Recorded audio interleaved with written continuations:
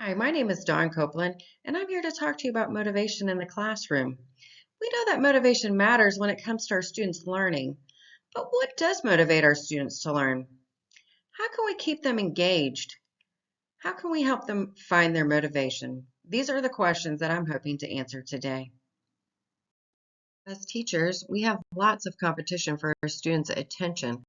Video games, their favorite YouTubers, their game they have that night, stuff going on at home, even thinking about what's for lunch. How do we keep them motivated to learn? Some of our students enjoy learning. They genuinely enjoy learning and want to know new things. They see learning as a way to reach their end goal.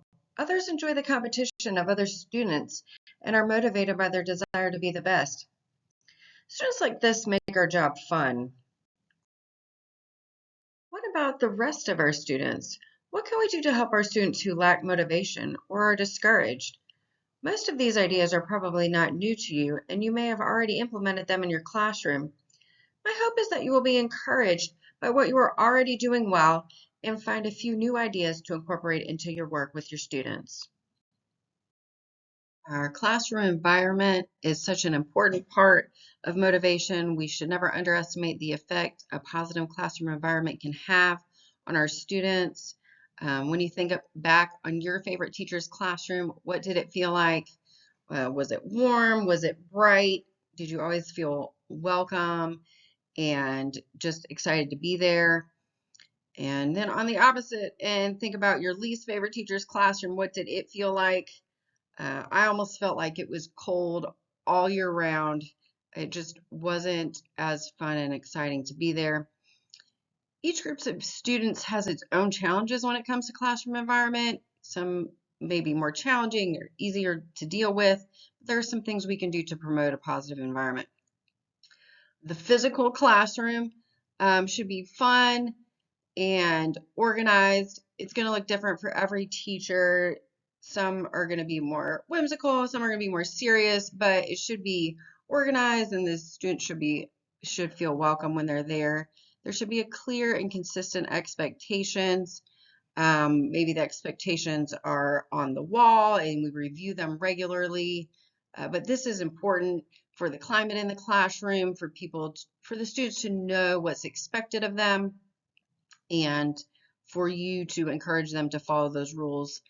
And we want an environment that fosters curiosity. We want them to want to learn and to learn new things and to realize that they can ask questions and it's okay if they get the wrong answers, but they're there to learn. And lastly, we want to promote effort and progress over grades. And I think this was super important. We need to recognize when they're working hard, when they are making progress, and when they're doing better than they were before.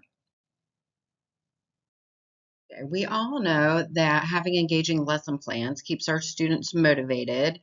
When we can have a variety of activities, this helps keep our students engaged. We can incorporate videos as well as readings and hands-on activities. We can incorporate games, and games always make learning fun. Students often retain more information when they're learning the information with a game. We can consider the students' interests, what sports they're interested in, what animals they want to learn about. We can do group projects. Those can be fun and get everyone involved.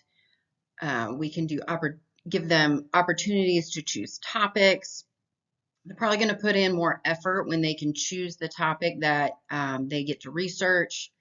And we don't want to forget that we also need to be excited about what we're teaching. Our energy can be infectious and keep them engaged and motivated.